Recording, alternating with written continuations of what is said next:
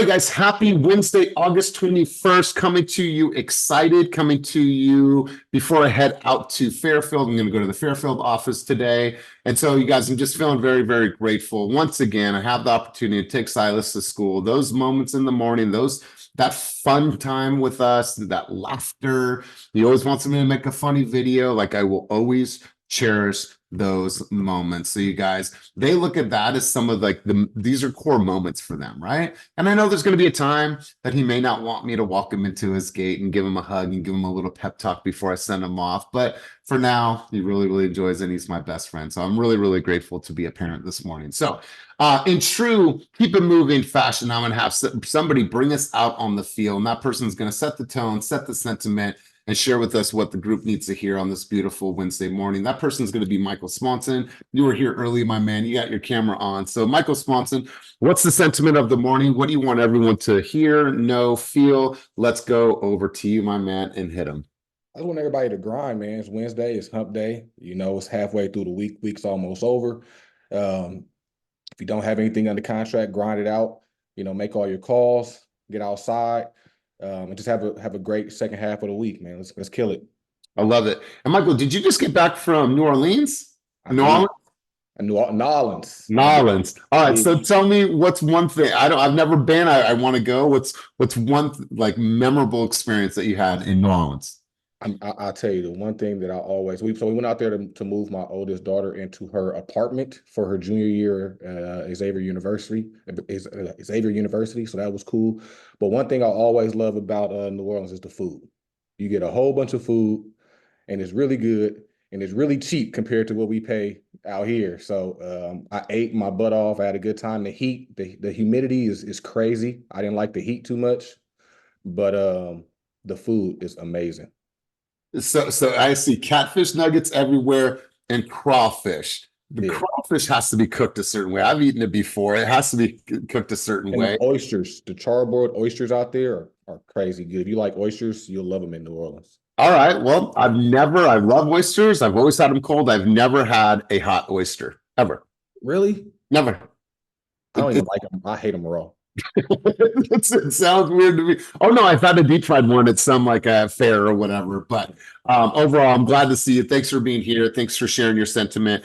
So you guys, been a lot of changes going on over the last week. And now, obviously, we have to do our part. We've talked about this over and over again about us really making sure that we're planned, prepped, and prepared. So I really want to hear from you guys. I want to hear from you what you're experiencing with the buyers, if you're getting pushback from buyers, if buyers are giving you any type of objection, signing the BRBC or the single property agreement. I want to hear from you guys because all of this is market specific. I want to know the conversations you're having. I want to know the dialogue. And I also want to know what you're experiencing, whether you're in the Central Valley, you're in Sacramento, or you're in the greater Bay Area. I want to hear from you guys. But there's a couple things that I wanted to share with you to set the tone for today that I heard yesterday. And I wanted to restate some of those things because it's very applicable to our environment here.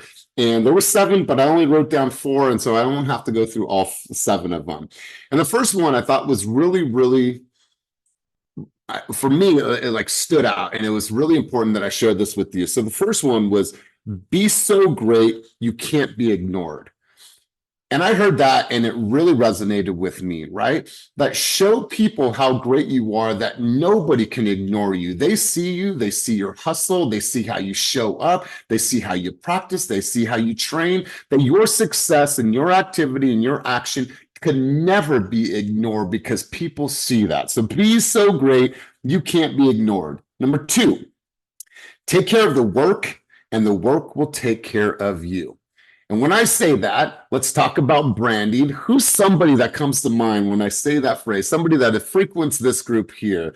Take care of the work and the work will take care of you. Anybody come to mind when you hear that phrase? Just go ahead and take yourself off of mute. It's okay. You know, Demian. Demian. Yeah, so look at that. And that is a clear indication of somebody's branding that is truly working for him, because I love that when you take care of the work will take care of you. When you make sure to do the work, you make the calls, you build your schedule, you time block all the things that you have been coached and trained to do, the work will take care of you. So I absolutely love that. Growth is on the other side of discomfort, right? Growth is on the other side of discomfort. How many of you in this call have been uncomfortable since I've met you? How many of you have I personally made uncomfortable on purpose? Okay. So, and listen, it's all rooted in loves because I care about you. I want to see you develop. And somebody did that same exact thing for me. And then there's two other ones that I wanted to share with you. Failure teaches us everything you need to know to be successful, right? If you're truly wanting to be a top producer in this game, then make the calls, knock on the doors, do the open houses, make the shitty videos, all those things, because in that there's going to be a lesson, right? If 20 people slam the door in your face, well, congratulations. Now you know exactly what not to say the next time that you go knock on somebody's doors. If you're not capturing any leads when you do an open house and people are never not interested or they're not willing to have any type of dialogue with you, well, congratulations, because now you just learned a valuable lesson. If for your last 20 videos, you're not getting zero engagement, once again, congratulations. You have learned a valuable lesson about what to create and what not to create. And so the reason I'm sharing this with you is because it comes from Ryan Serhant. And Ryan Serhant, before he was one of the greatest brokers on the face of the planet, he told himself that. He knew he was going to be one of the greatest. And he has always put that into existence. And so be so great that you can't be ignored. And I think that he has done an amazing job at that. And each of you have an amazing opportunity to do the same. So I wanted to share that sentiment with you. I wanted to open up the session with that. Any thoughts, any feedback before we get the ball rolling and talk about the market? Any sentiments, any thoughts, any contributions before we officially get rolling? Go ahead and feel free to raise. Go ahead, big dog. What's up? Man. So we definitely had some uncomfort today. I sent it to you. Or the other day, it was my Zoom going over my buyer's console. Some of y'all have used my buyer's console as like, oh, hey, this is one I'm going to bounce ideas off of for mine. I'm redoing my whole thing. So I'm sending Elias my Zoom. I'm practicing like Kobe without the ball. This time I didn't have a person on. Next time I'll have a person on. But I just wanted to see how it felt without somebody there, just, you know what I'm saying, running through the motion, kind of like you're doing like, shadow boxing. I was shadow boxing, but I'm uncomfortable right now. I'm uncomfortable and it's beautiful. It's fun. Like, I'm like, okay, you know what I'm saying? I could add this, or maybe I would have said that differently. So embrace the uncomfort. We're all in this like new phase, this new transition together, bounce ideas off of each other, stay in the community, stay encouraged by each other. We've been seeing great things from everybody talking about getting their buyer broker signed. So it's not going to be that crazy of an uphill battle. You're going to have things you're going to go through, but sharpen your tools right now. And it's cool to be uncomfortable and tap in anytime you want to be uncomfortable. I'll throw on a Zoom with you. We can run through it. That's right, you guys. And I really appreciate that. And I haven't had the opportunity to review it, and I will. But here's the point, you guys, like we are at an important crossroads. We're at an important place in our business to where we need to really start evaluating everything. And if by this point, since the 17th happened on Saturday, you should at least have some type of flow when it comes to introducing agency agreement as well as compensation. What there shouldn't be is you shouldn't have this rhythmic presentation and you're talking about contingencies and you're talking about city ordinances and you're talking about your strategy and how you get your offer accepted and your competitive advantage and the team and our stats and all this stuff. But when it comes to these U2 inserts in the buyer's consultation, and this is, and there's a stutter. I promise you, consumers will feel that. They'll feel that there's some disconnect. Now, 3 months from now, 6 months down the road from now, you will not have to worry about some of the things that you're worried about right now. Why? Because consumers will catch on. They'll understand that this is the new norm. It's all over the news. They're talking to their friends that just bought a house. That will become the new norm. But right now, you have to control that. You have to control that. So I really appreciate that. Jeff, any other sentiment from anybody else? So thank you, Jeff. Anybody else have any thoughts, any sentiment with what I just shared before we officially get rolling? Give you guys a chance. Go ahead, Michael Swanson. I'll agree with that because the first, you said about, the stutter, the first buyer's consultation I did where I introduced the BRBC, the buyer ghosted me. And that's when I felt like after the buyer's consultation, I was like, damn, I fucked that up. Like, I just felt like I was kind of stumbling over it. It's been going good since then, but the first time I did it, I stumbled over it and I haven't heard from the buyer since. So I'm like, damn, I think I kind of fumbled that one. Yeah, and you guys go back to it, right? We always talk about the three most important components in our business: prospecting, closing, and presenting. Presenting is the number one most important facet of what we do, because all roads lead to the next cycle in the sales funnel, right? If you do a really great job in your presentation on the phone, you're going to book an appointment. If you do a really, really good job in your buyer's consultation and do a great presentation, that will lead to having a client that wants to work with you. Everything is a great presentation. And so you guys have that opportunity. Well, I don't want to go too far into that. What you guys should be doing is practicing it to the point of nausea. What I mean by that is that it should just be something that you're exhausting yourself. Like, cool, I am ready to go. I want to call Dominique. I want to call Jeff. I want to call Rick. I want to role play with you. I want to make sure that this sounds really good. I'm going to talk to my mom, to my uncle, to my friend, to my cousin that is potentially thinking about buying real estate, but they don't know anything. And I want to explain it to them in a way that they get it, right? And so you guys practice, practice, practice. But let's do this. Let's talk about the market. Let's talk about conditions. Let's talk about patterns. Let's talk about what you guys are experiencing right now. And before we get going, I want to ask a question. Who right now feels that they have a really, really good way of explaining that you now have to sign a broker buyer agreement to work with me? Who feels like they have that really, really solid flow down right now, or at least enough to be very, very dangerous? Who wants to just take themselves off of mute and be like, this is what I'm saying for the last 5 BRBCs that I sent out, and I haven't had much pushback. I see people on here that have been sending the BRBCs out. I'm watching your stories. I'm seeing what you guys are posting. So who wants to share with the group a flow that they have right now when they're sending out to a buyer and saying, this is what this document is, and this is what it entails? Anybody want to share? And I'll pause.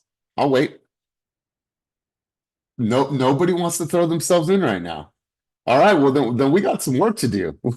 We got some work to do. If nobody's throwing their hands up in confidence, that means that we have some work to do. And so I'm going to let you off the hook right now, but I will come back to this. I promise you, I'm going to come back to this because you guys should be able, just like your value proposition, to be able to stand on a pillar and say, so glad that you asked me. This is what this document is. This is what it outlines. And this is how it allows me to legally advocate for you. Any more questions about that? Wonderful. Let's move on. It should come straight from the chest, you guys. And if you're not throwing your hand up right now, I want to encourage you to practice, try, have some dialogue, and don't be afraid of this, because I want you guys to fumble on it here, not with your consumers. But let's go over to Ashley. Ashley, I want to hear from you. There's some obviously tons of things happening in the last week. Since the 17th, which is just a few days ago, what are you guys experiencing? What are buyers saying? Are buyers nervous? Are they scary on the lending side or scared on the lending side? Tell me a little bit about, from your vantage point, what are some things that you're hearing from consumers, dialogue, or is it just business as normal? Business as normal. Rates are coming down. More people are getting into contract. Yesterday, Blessing got a contract accepted. Our client went into escrow and she did a marvelous job talking about her commission. She sent it into the listing agent, said they didn't, I'll let her talk about that, but she said they didn't even give any pushback. And yeah, it's business as usual. As long as I think it's communicated with confidence, it never gets to me, at least. So I can't tell you what's happening on the front line, but at least by the time it's getting to me, everybody's just calm, cool, and collected and ready to get in their houses. Now, when you talk about like financing the commission, saw a video, somebody sent me a video yesterday about financing the commission, right? Can we talk a little bit about that piece alone? Sure. So financing the commission, meaning like you're going to get a lender credit. So Correct. there's 3 different ways to do it. One way is the seller pays for it, the buyer pays for it, or you can get a lender credit. So the lender credit, basically the way rates work is you have what's called a par rate, which is as close to free as you're going to get. So let's say the par rate is, don't quote me, but let's say it's 6.5. If you want to go up in rate, you're going to get a credit back. If you want to go down in rate, you're going to pay for that. So if you go up in rate, you get a credit back, and let's say you need $2,000 back or $3,000 back. As rates continue to go lower, you're going to be able to get more and more back, and it still makes sense for your loan. So you could get a lender credit, or a pricing exception from the lender to then help pay for that fee. Beautiful, beautiful. Well said. Now, Blessing, I wasn't going to call you on you, but I'm so glad that Ashley did and said that Blessing will talk further about this. So talk to us about that communication that you had with the buyer, and let's give her a round of applause. Congratulations for getting in contract yesterday. And I'm sure that that feels really good because the 17th was on Saturday, and here you are on a Tuesday getting into contract just a few days after. I love this for you. So talk to us about that communication with the buyer, and let's hear from you. I want to hear your dialogue on this. Thank you, Ashley, for always putting the spotlight there. So this is a client of Jessica and I who we had the buyer's consultation probably a week and a half ago and went into detail. We went into detail with the whole process. These are literally like your ideal clients who just want you to give them all the information.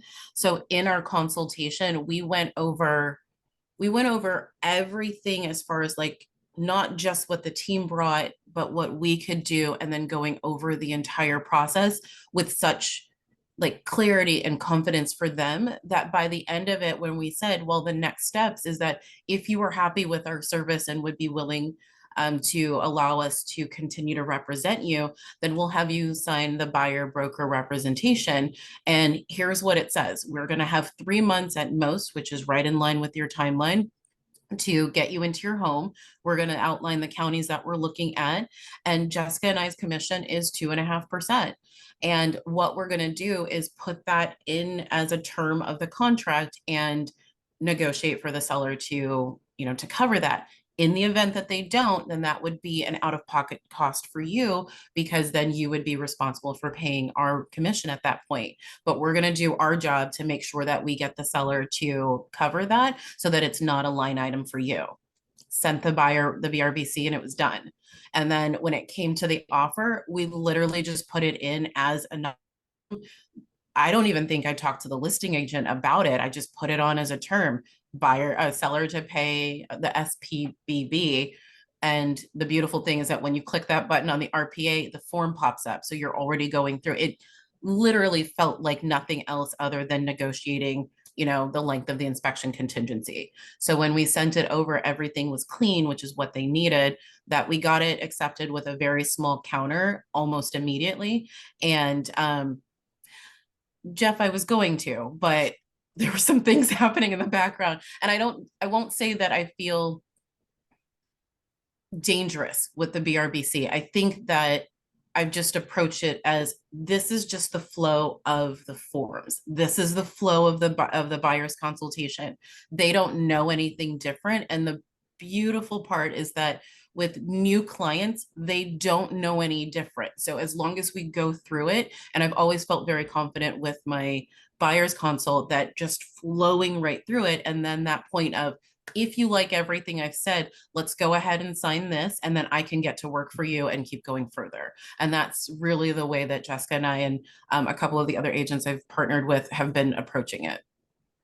Man, I absolutely love this. And here's the thing, you guys, this is part of your negotiations, part of your terms. You should be putting it in your contract. And I promise you, there's going to be sellers or buyers agents, or excuse me, listing agents out there saying no, which is a complete disadvantage to their seller.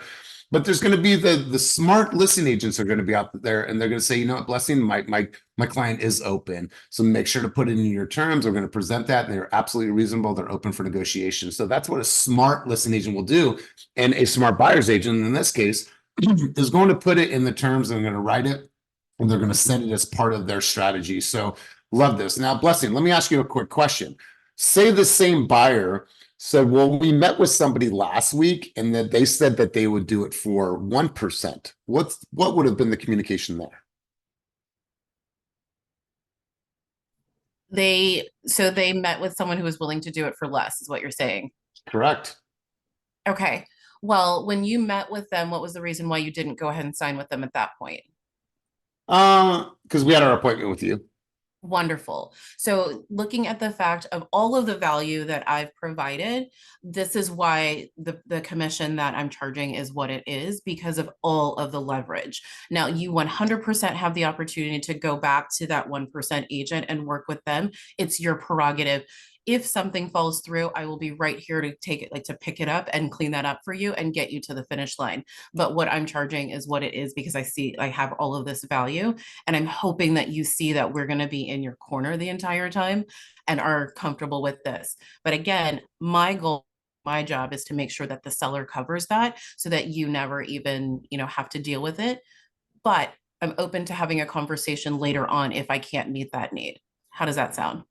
Sounds really, really good. And I'm super, super proud in the way that you articulate. And at the end of the day, you have to think about this. Some buyers are going to experience that. But at the end of the day, like, what part of the services or the representation are they discounting?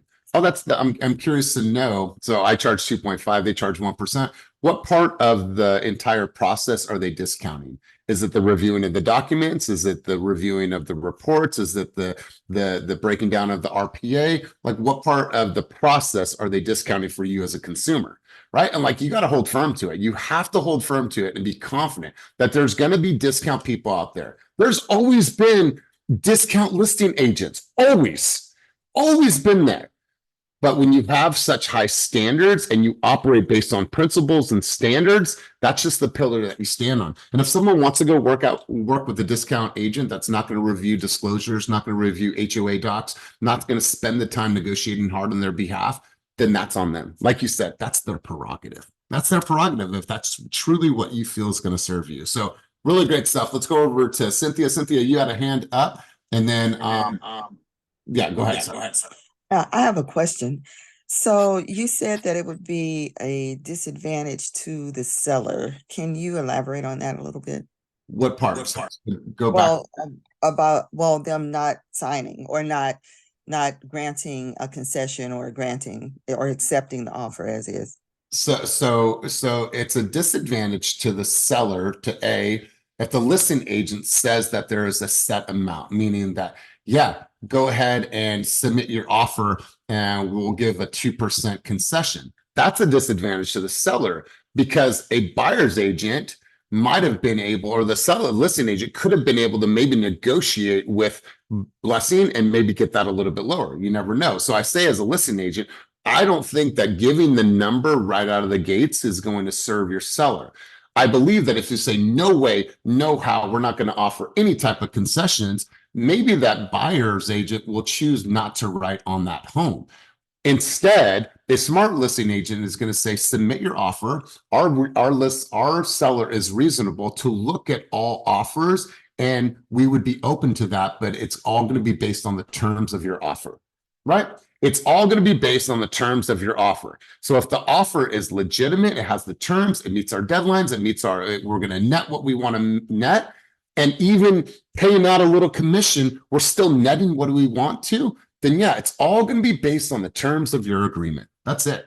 So it makes sense for the seller to just look at the offer, and for the listing agent to say, you know what, our seller is reasonable, and it's all going to be based on the terms of your offer. So we're looking forward to seeing your offer.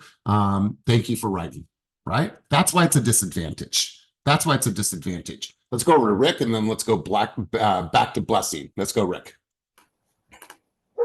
Oh, I just had a question about the BRBC form. There's a checkbox in section B. It's like section C, additional buyer preferences and priorities. It's called a BIP form. Is that for a best practice? Is that something that we're going to include with the BRBC? Do we know, or we're just excluding that for now? I don't have that answer. Right now, I don't know what that section is, but I do know the section that Blessing was referring to. I don't know what that section is. I gotta look at that section. All right, no worries. Thanks. Let's go back to Blessing.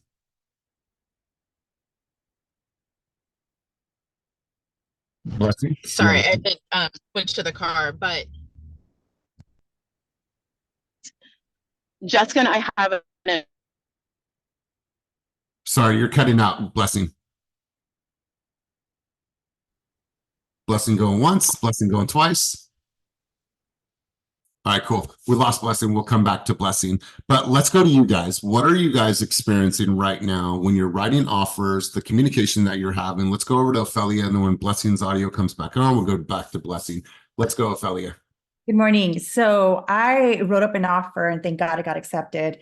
But I also got pushback from the listing agent. So everything was seamless. I didn't ask, I didn't call her or anything. I just submitted my offer, checked off where the seller will be responsible to pay for the broker, and goodbye. I didn't, no hesitation or nothing. And then she called me back. She said, "You didn't submit the BRBC." And I said, "Well, I didn't believe that's mandatory. My understanding, it's for our information and to keep, for us to keep it in log." She was adamant. She's like, "I will not present your offer until I have the BRBC." I'm like, and I was driving. I was like, okay, I'll send it to you later. She goes, "I will not present your offer until you give me the BRBC." I was like, oh my God. So I had to drive back because I couldn't access it through my zip forms on the phone. And I send it off and I'm just kind of like, I shouldn't have, Karina's out, of course. I'm like trying to get Karina, but so I send it off because nevertheless, I just need to get this offer presented and accepted. And then she comes back and she's like, "Oh, I'm so sorry. I just needed page 1 or 5. A lot of grace has to be given now, but, and there's going to be a lot of power trips and what have you. But so I asked a Blessing if she had any resistance or any pushback, saying, "I need the BRBC." So heads up, some agents will figure it out. And she's a broker. Yeah. So- So just a heads up, you guys, that BRBC is an agreement between who? It's an agreement between you and your buyer. That Right. BRBC is not required based on the new rules and regulations to be sent to the listing agent in any way, shape, or form. Now, if that is their power trip, then that's on them, but it is not required. And they cannot not present your offer because you didn't send them that BRBC. And so that's something that you're going to want to get in the broker room. You're going to want to talk to our state broker. You're going to want to tell them what's going on, because there is nothing that states that you have to submit that with your offer. Nothing. That's an agreement between you and your buyer. So, And that's exactly what I had told her too. It was super. She's like, "No, honey, you have to listen to me. You're wrong." I was like, "Oh," she honeyed me.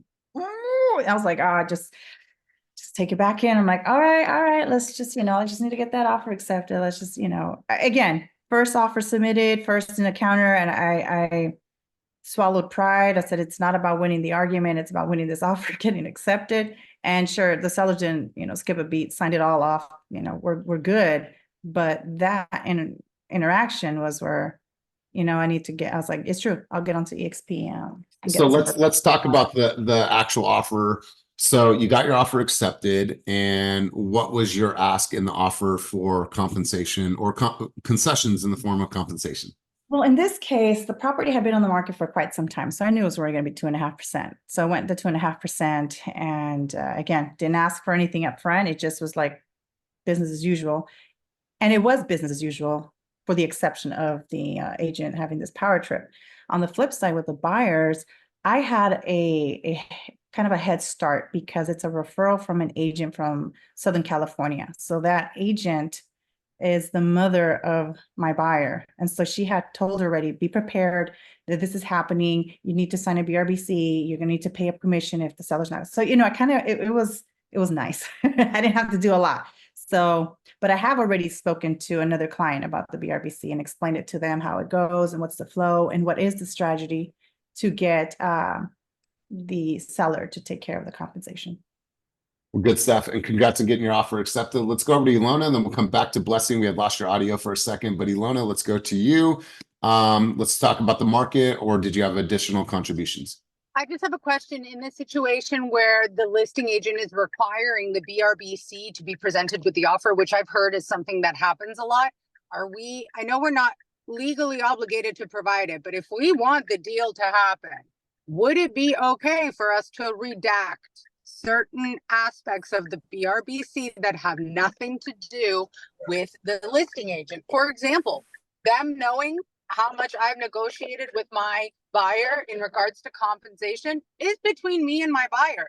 Totally. So do you think that it would be okay to do something like that? And or what do you recommend in this situation where Ophelia was in, where this is what they're requiring, yet we know it's not required, but we also want to do the best for our buyer?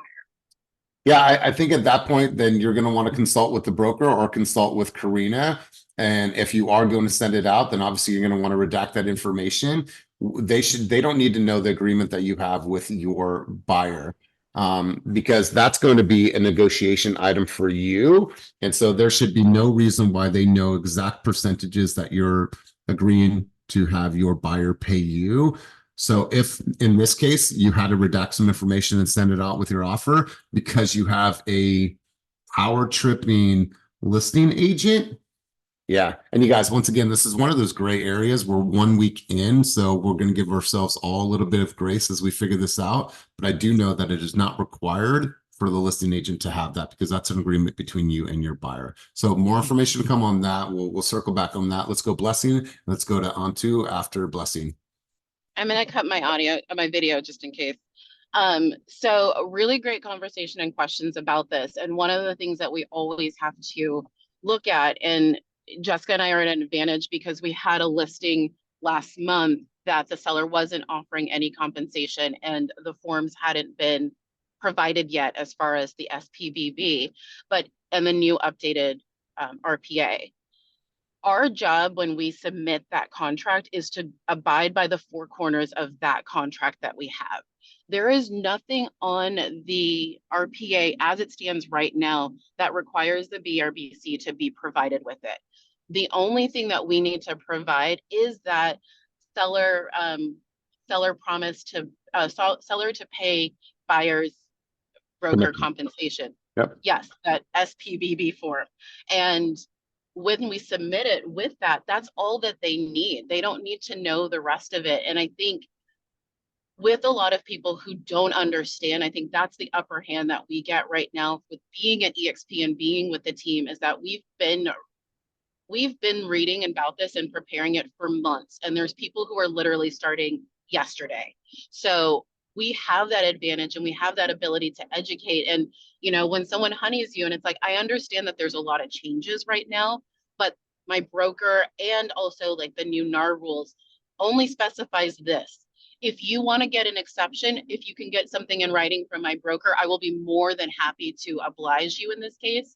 But the RPA is only asking for this. I think we also have, again, that really unique position to educate others. And just like we're sounding really confident with our clients, with other agents, we get to give that peace of mind and be another ally with them where it's like, oh, not only are we going to have a great deal, but I'm going to help you navigate this really weird time. So if someone's pushing back, it probably is, they don't have all of the answers. So just like we're giving our consumers grace, let's give the other agents grace. They don't have the tools that we have. Like we're phenomenally better. Yeah, and I totally agree. And let's flip this. You know, obviously, you know, this conversation has some legs on it right now. Does anybody on the call right now have an active listing? And if you have an active listing, what is the communication that you're having with the buyer's agents that are calling you? And what are some good questions that the buyer's agents are asking you right now? And are you asking them for, and what are you asking them for when they're submitting the offer? Does anybody have an active listing right now that they want to share, talk about? And if not, it's okay, we'll move on. So I have a couple people raising their hands. So Jeff had raised his hand first, and we'll go over to Onto, and then Otis, and then Michael. So Jeff, what was your contribution, big dog? Oh no, I was just gonna say, just give grace. I was going in the same lines of Blessing, like especially not the Ophelia situation, because first of all, you honey me, we won't have a problem. But like if somebody's more so saying like, hey, look, my seller's not offering concessions. Do you think that you could send in the BRBC that has the commission? And then that way we can have a talk about it that like everybody's submitting it with this. So like, it's kind of like when we call listing agents and we're the listing agent, we're like, hey, how did your open house go? How did your, you know, sometimes it is that we got to give a bone to get a bone in this industry to help out. Same thing with like, hey, how did your when you got your offer accepted, did it go over asking? What happened? We love those agents that work with us in those moments. So it's all case by case is what I'm saying. But when you honey somebody, ooh, girl, you better. Oh, I love this. All right, let's go. And two, you've been on two. You've been super patient. And then we'll go Otis and then Michael. Let's go. I just want to, you know, kind of piggyback right off on Ophelia's situation. I mean, if that is the case in the future, I feel like some agents might take advantage of that and want you to provide the buyer agreement so that they can see how much the buyer's offering you and trying to under negotiate with you. And so if that was the case, if they do ask that and we want to play in with the listing agent, can we white out or, you know, take out the part where we actually put down a number with the buyer? So the answer is yes, but this is not protocol. And I want everyone to refer to the broker room for EXP and make sure that we are very clear on this. What I will say, and I'll say again, that it is not required when we are submitting our offers. Now, in the case-by-case basis, if this does arise and we have a chance of getting our offer accepted or not getting our offer accepted, then in that case, we may redact the information and send it out. However, this is not procedure, this is not protocol, and this is not part of the policy. So I want to close the loop on that conversation because I don't have enough information right now, but all I do know is that it is not required, and I'm not sure why this listing agent is even requesting it. It makes no sense. Makes no sense. That is an agreement, and that's your fiduciary responsibility with your buyer. Has nothing to do with the relationship and has nothing to do with the RPA. Right, So- because it's like a private contract. It's not even a part of your company. Correct. It's an employment agreement between you and your buyer, right? Which is confidential, and that's part of your fiduciary to them. Has nothing to do with the agreement and the RPA that's between you and the buyer and the seller. That's an agreement between them and the terms in which we write. And so let's close the loop on this conversation. Let's go to Otis and let's go to Michael, and then we'll shift gears. When having that present in that cost, if the seller is willing to pay, let's say they're only willing to pay the 2 or even 2.5, and I have that agreement with my client at 3%, do they fall back and pay the 1% or 0.5 and to make me whole, or how does that work? So okay, so are you saying the listing agent or are you saying the buyer? Both. Like, let's say I'm in contract with you and you're saying your seller's only willing to pay a 2% commission, and with the offset of my contract with the 3% with my buyer, would that be picked up with them for the 1%?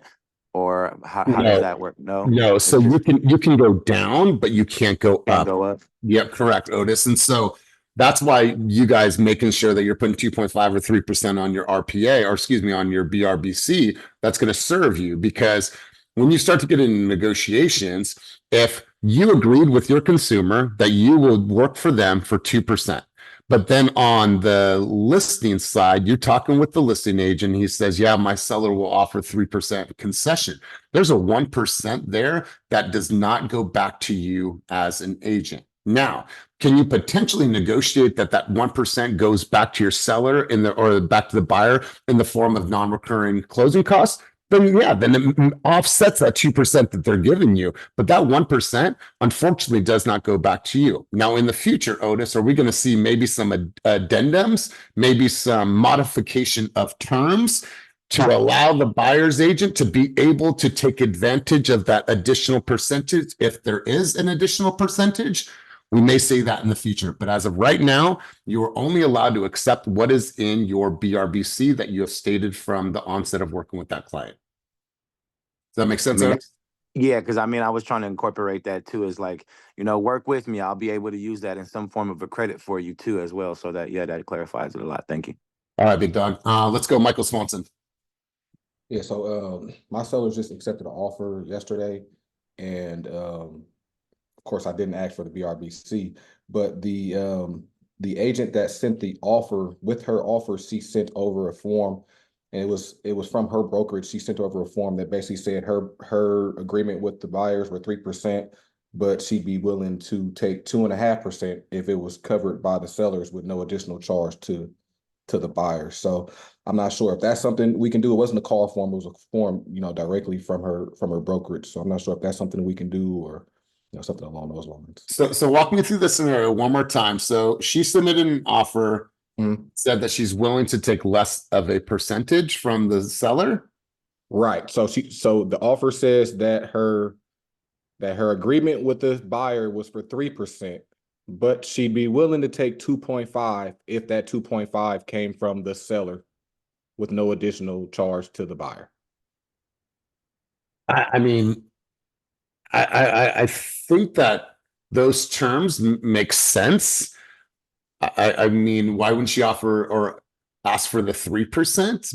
But If she sent it on a brokerage specific document stating that they are willing to accept 2.5, if that's paid for by the seller in the form of concessions, I don't see a problem with that. Okay. I mean, I think maybe there's some more opportunity for that agent, but hey, at the end of the day, she probably wanted 2.5 and she's going to get exactly what she wants. My hope is so. But good stuff, you guys. Really, really good conversation. Now, obviously, I didn't want this to turn into this, but sometimes it does because this is where we are, right? And there's a lot of unknowns, there's a lot of gray areas, there's a lot of things that are moving behind the scenes right now. But let's go and talk about a little bit about the market, what you're seeing, what are the conditions, what are the patterns.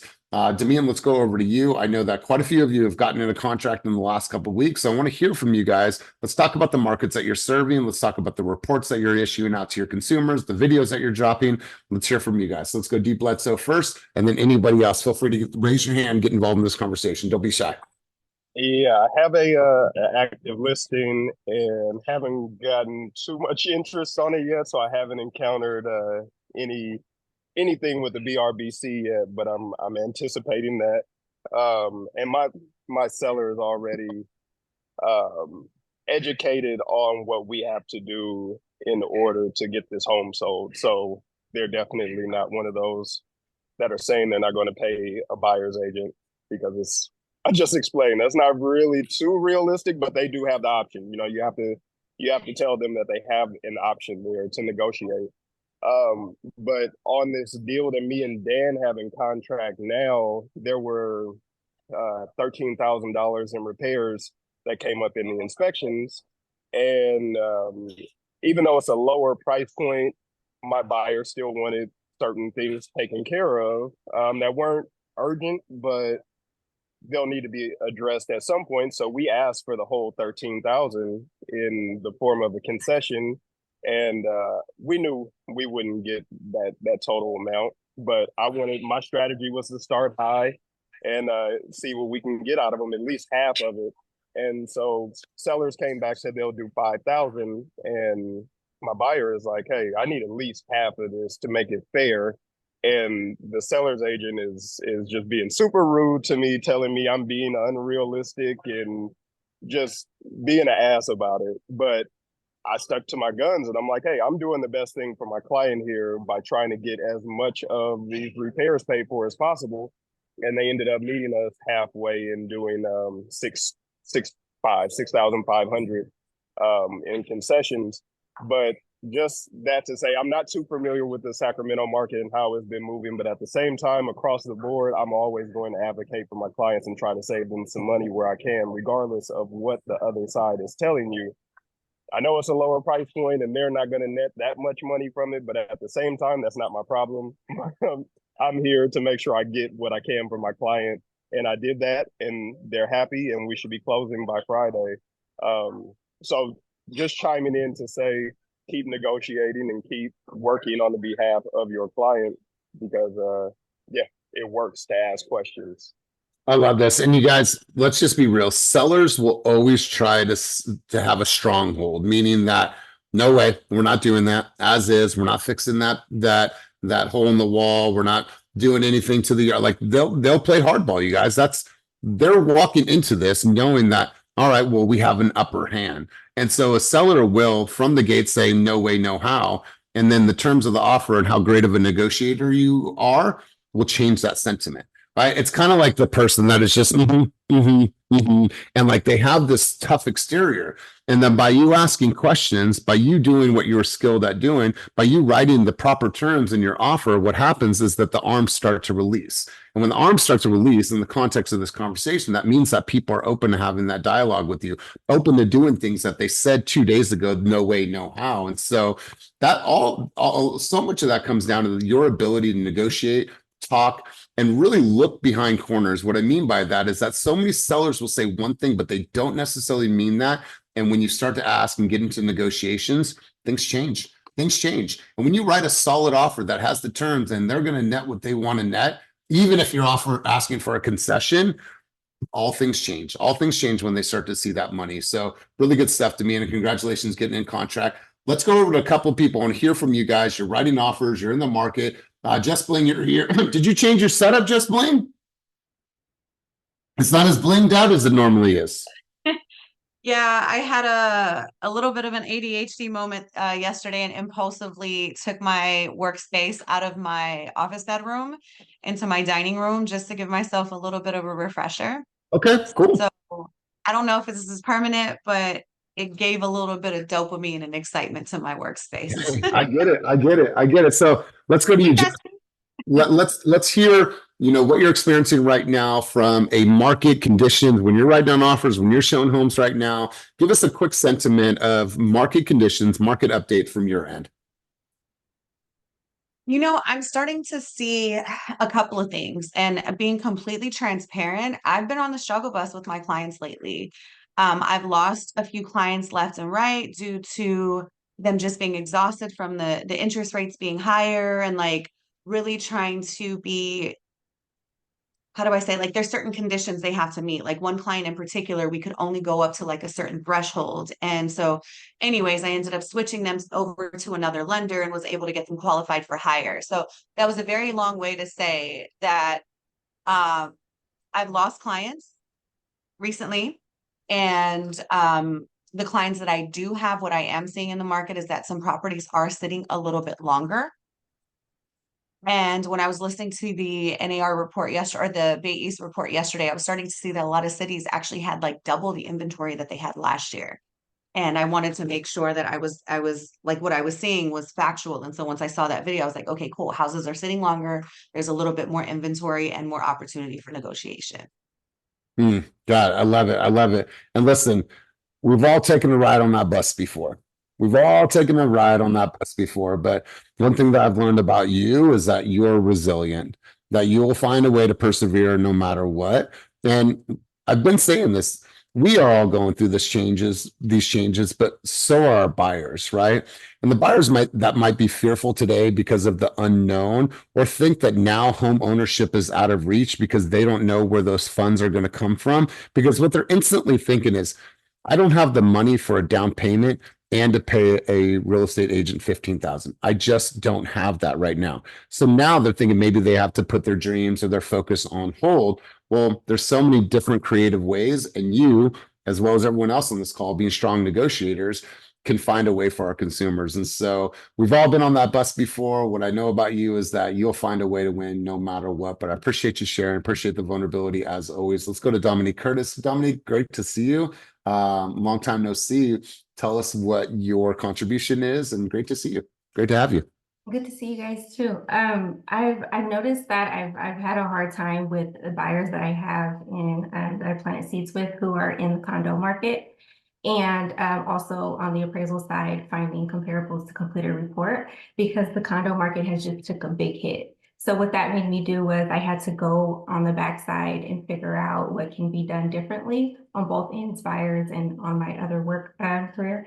And I had to run numbers, and buyers are just really scared of the extra payment of the HOA, because their interest rate is already high. And so I've had to change the way that I talk to them about HOA fees and eventually refinancing, and it'll get better one day. I just can't promise them when. But when I looked at the market in Oakland, because the buyers that I have are mainly looking in Oakland for condos, in 2021 there were 629 condos sold from January to August. And then in today's market, from January to August, it's 247 sold.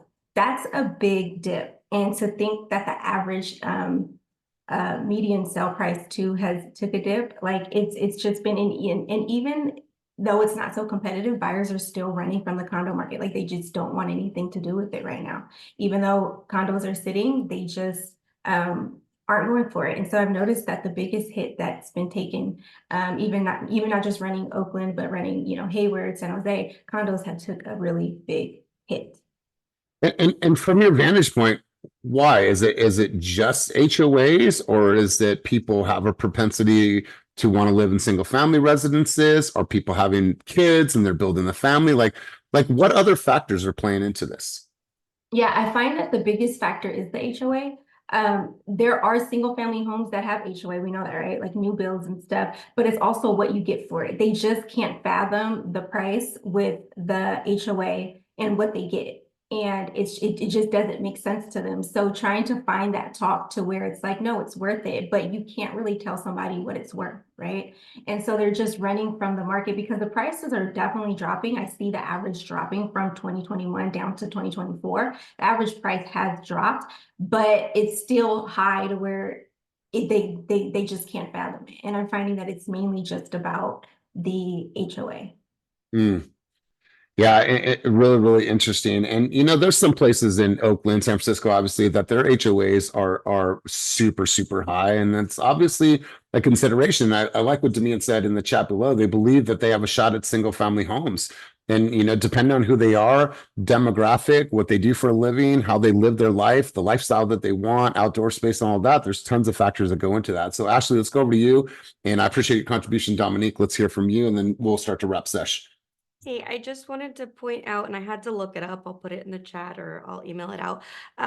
There's another reason why we're not seeing as many sales on condos. It's because they've been more regulated since 2022 and 2023. They have to have more reserves. They have to have more money in their deferred maintenance buckets.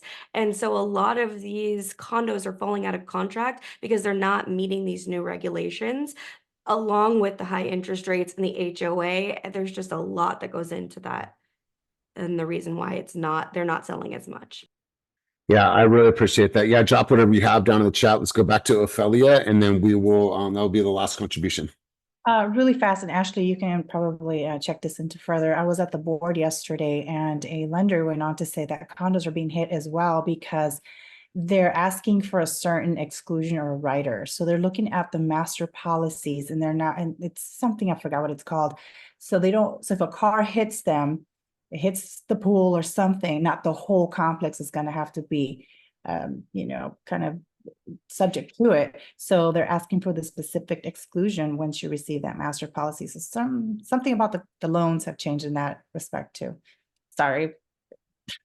Trying to remember it all. Ashley, hopefully there is a lot. That's why I chat GPT'd it. I'm like, there's so much new stuff. And one of them is that you have to have a certain type of insurance that they weren't checking on before, but you're exactly right. That's what it is. I don't know exactly what that insurance is, but once they get it, they're combing through so much legal stuff now that they've got to fill out questionnaires. And a lot of these HOAs don't even want to fill out the questionnaire. They're like, I don't want to fill this out. And that stops us right there before we get into anything else. So lots of red tape. I've done 2 condos this month. They're going through, but it is slow and steady. So just kind of be mindful of that if you do get in contract with a contract. Love it. Love it. And really quick, you guys, once again, if you just take the metrics that you're pulling, and one more time, I'll show this to you in case you were not on the original session. If you just take the data, say you pull a report, say it's a condo report, right? We're on condos right now. Here's what I want to challenge you to do. I want you to run a report, and let's say it's a condo market in District 9, San Francisco. Take Oakland, take Jack London Square. What you're going to do is you're going to take that report that you got from the MLS, and then you're going to upload it to ChatGPT. And I want you to just ask it, analyze this data and provide a summary with bullet points, right? Now, this one told me a little bit about the market, what's happening, average price point, so on and so forth, summarized with 3 additional bullet points. And now gave me all this additional information. What percentage of homes reduced price and how periodically? Then it'll show you this. I think this is a great way for you to put in some condo data or single family residence data and see how can we summarize this in a way that we can digest it and then create a video on this or send this out to our consumers. So utilize ChatGPT to help you decipher the information that you guys are all getting from all different areas. One thing that I highly, highly recommend each of you do, and it's very, very simple, just take that prompt and put it in. Ashley, Dominique, were those old hands or new hands? Old hands? Okay, cool. So you guys, let's wrap with one key takeaway. Let's go over to, Princess. Princess, once again, happy birthday. One key takeaway from our time together today. Thank you. Being so great, you can't be ignored. That's been sitting with me since the beginning. doing our research, adding value, that's one way you definitely can't be ignored. So. God, when I heard that, I absolutely, I just love it, and it got chills thinking about that. Last contribution, let's go, Matt Wilbur. Key takeaways from our time together today. Let's go. Really that I got to get on my shit and get to learning. I got a lot to learn, and I know that I don't know enough, or I know that I don't know enough to be as successful as I want. So I got to get into the books and really get on my shit. That's right. That's right. Hey, man, this is a game about us constantly evolving. And so we all have that responsibility. Also, we have that opportunity. And you look back at your success and you look back at your growth, like, wow, look at how much I have grown in the last couple of years. I have seen tremendous growth from the faces on the screen. And so let's continue to grow. Let's continue to evolve. Thank you guys for all your contributions, as always. If you're joining us tomorrow, we're going to be in Hayward. We're doing a personal branding workshop from 11 to 1 o'clock. If you're in the area, feel free to come by our Hayward office, join Kenny and I. We're going to take a deep dive into personal branding. Hopefully you guys can make it there. As always, keep it moving towards your dreams, goals, and vision, and have yourself an amazing, amazing day. Peace.